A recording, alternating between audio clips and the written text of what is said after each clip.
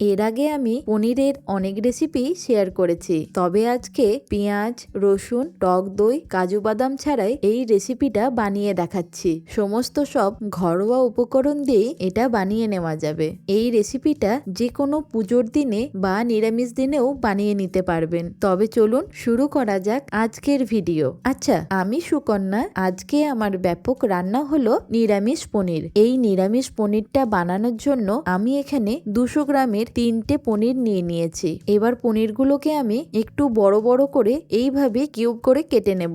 আপনারা অবশ্য আপনাদের পছন্দ অনুযায়ী শেপ দিয়েও নিতে পারেন। একটা পিস তুলে দেখাচ্ছি, দেখুন ঠিক এই রকম ভাবে সব পনিরটাকেই কেটে নেব। সুন্দরভাবে সব পনিরগুলোকে কেটে নেওয়ার পর এবার একটা প্লেটের মধ্যে তুলে রাখছি।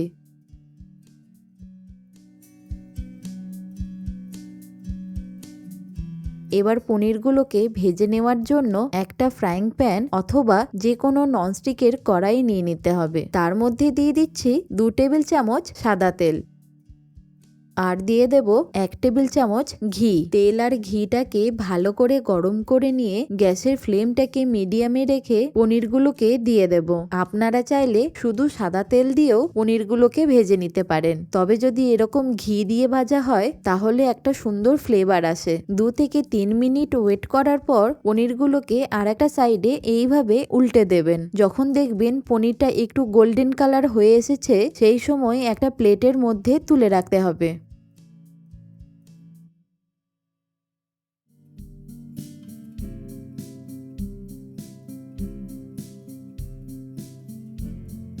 এখন আমি 2টো মাঝারি সাইজের টমেটোকে এইভাবে রাফলি কেটে নিয়েছি। এবার এই পনির ভাজা তেলের মধ্যেই টমেটোগুলোকে দিয়ে দিচ্ছি। টমেটোটা যখন একটু হালকা নরম হয়ে যাবে তখন দিয়ে দিতে হবে 50 গ্রামের মতো মাখানা। এই মাখানাটা হলো পদ্ম ফুলের বীজ। এটা যে কোনো সুপার মার্কেটেই পেয়ে যাবেন। এবার এই মাখানাটা দিয়ে আবারও একবার খুব ভালো করে নাড়াচাড়া করে নেব। আমি এখানে একটা ছোট বাটির মধ্যে নিয়েছি 5 থেকে 6টা লবঙ্গ, 4টে ছোট এলাচ আর 1 টুকরো জয়িত্রী। তার সাথে আরেকটু সুন্দর ফ্লেভারের জন্য দিয়ে দিচ্ছি 1/2 চা চামচ গোলমরিচ। আবারও একবার এই সব কিছুকে খুব ভালো করে নাড়াচাড়া করে নেব। এবার একটা প্লেটের মধ্যে ভেজে নেওয়া টমেটো আর মাখানাটাকে তুলে রাখছি। আমি এই নিরামিষ পনিরের সাথে একদম নরম তুলতুলে পরোটা বানিয়ে দেখাচ্ছি। তার জন্য একটা বড় বাটির মধ্যে নিয়ে নিচ্ছি 1.5 কাপ অর্থাৎ ওজন অনুযায়ী 300 গ্রাম ময়দা। তার মধ্যে দিয়ে দিচ্ছি 1 চা চামচ নুন আর দিয়ে দেব 1 টেবিল চামচ চিনি। এবার এই শুকনো উপকরণগুলোকে ভালো করে ময়দার সাথে মিশিয়ে নেব। এবার ময়দার মাঝখানটাকে এইভাবে একটু ফাঁকা করে নিয়ে ময়ানের জন্য দিয়ে দিচ্ছি 2 থেকে 3 টেবিল চামচ সাদা তেল। এই তেলটা দেওয়ার পর ময়দার সাথে ভালো করে মিশিয়ে নিতে হবে।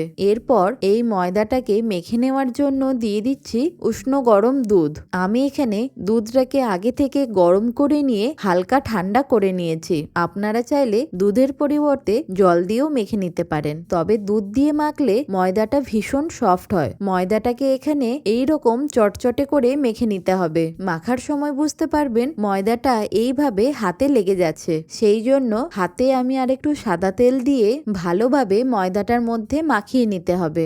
ভালো করে ময়দাটার মধ্যে তেলটাকে মাখিয়ে নেওয়ার পর একটা ভিজে কাপড় দিয়ে ময়দাকে চাপা দিয়ে রেখে দেব।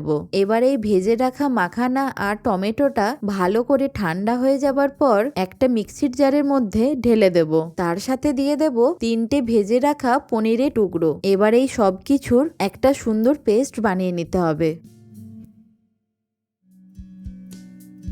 পেস্টটা বানিয়ে নেওয়ার পর আমি একটা চামচ দিয়ে দেখাচ্ছি, দেখুন কত স্মুথ হয়েছে এই পেস্টটা, আর এই পেস্টের কালারটাও কতটা সুন্দর হয়েছে। এবার সেম ফ্রাইং প্যানের মধ্যেতেই দিয়ে দিচ্ছি 2 থেকে 3 টেবিল স্পুন সাদা তেল। তেলটা একটু ভালো মতো গরম হয়ে গেলে তার মধ্যে দিয়ে দেব আগেকে বেটে রাখা টমেটো, মাখানা আর পনিরের পেস্টটা। পনিরের এই 2-3টি কিউব বেটে নেওয়ার কারণ হলো গ্রেভিটার মধ্যে একটা সুন্দর ক্রিমি টেক্সচার আনবে। এবার ভালো ভালো করে নাড়াচাড়া করে নেওয়ার পর মিক্সির জার ধোয়া জলটাও দিয়ে দেব। এই জলটা দেওয়ার পর মশলাটাকে আবারও একবার নাড়াচাড়া করে নিতে হবে। এবার এর মধ্যে দিয়ে দিচ্ছি 1 চা চামচ জিরে গুঁড়ো, তার সাথে দিয়ে দিতে হবে 1 চা চামচ ধনে গুঁড়ো, সামান্য একটু ঝালের জন্য দিয়ে দিচ্ছি 1/2 চা চামচ লাল লঙ্কার গুঁড়ো, তার সাথে অবশ্যই দিতে হবে স্বাদ মতো নুন, সামান্য একটু কালারের জন্য দিয়ে দিচ্ছি 1 চা চামচ কাশ্মীরি লঙ্কার গুঁড়ো। এবার এই সমস্ত বেসিক গুঁড়ো মশলাগুলোকে মশলাটার সাথে ভালো করে কষিয়ে নেব।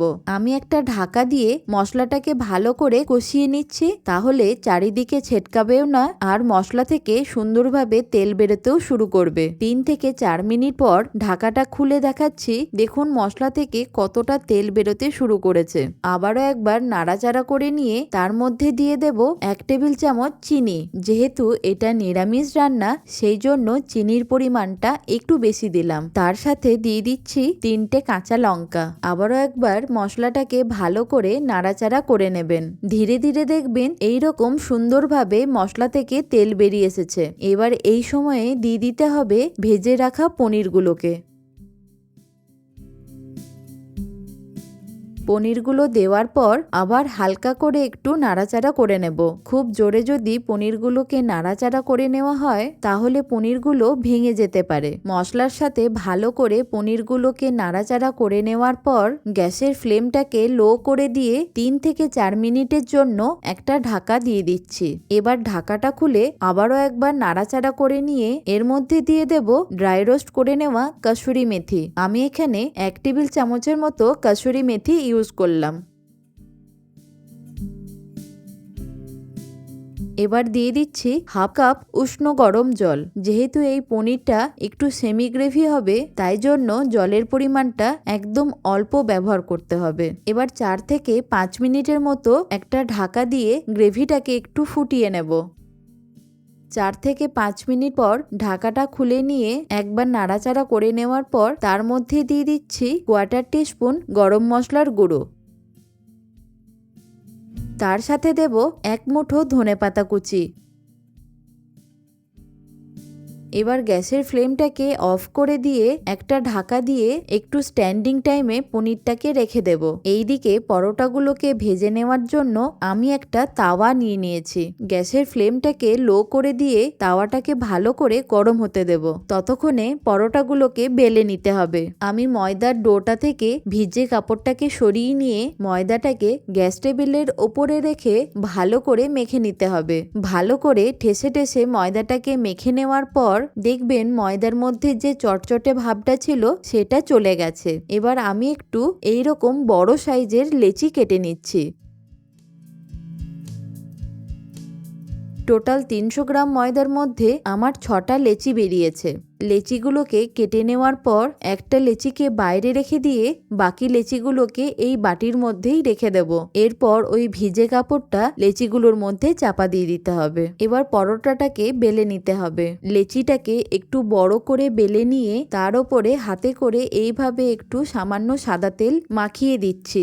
যেহেতু আমি 3 কোণা বা ট্রায়াঙ্গেল শেপে বানাবো, সেই জন্য বেলতে সুবিধা হবে। এইভাবে 3টে সাইডকে বেলনা দিয়ে একটু টেনে টেনে ট্রায়াঙ্গেল শেপ দিয়ে নিতে হবে। এবার প্রথমে পরোটাকে তাওয়ায় দিয়ে ভালো করে সেঁকে নেব। দুটো দিকেই হালকা করে সেঁকে নিতে হবে আর গ্যাসের ফ্লেমটা একদম মিডিয়ামে রাখবেন।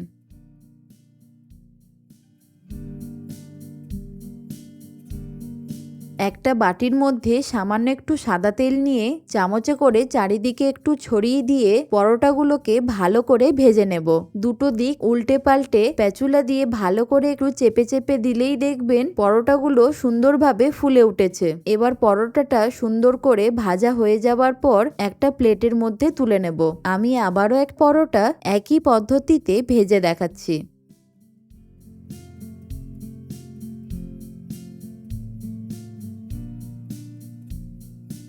তৈরি হয়ে গেল আমাদের নিরামিষ পনির রেসিপি, তার সাথে নরম তুলতুলে পরোটা। আপনারা এতক্ষণে নিশ্চয়ই খেয়াল করেছেন এই পনির রেসিপিটার মধ্যে কিন্তু আমি কোনো রকম আদাও ব্যবহার করিনি। এই রেসিপিটা পেঁয়াজ, আদা, রসুন, কাজু বাদাম, টক দই ছাড়াও যে এত সুন্দর খেতে হয় আপনারা না বানালে বুঝতে পারবেন না। তাই আমার রিকোয়েস্ট, রাতের ডিনার হিসেবে অন্তত একবার বানিয়ে দেখুন আর আমাকে অবশ্যই কমেন্টে জানাবেন।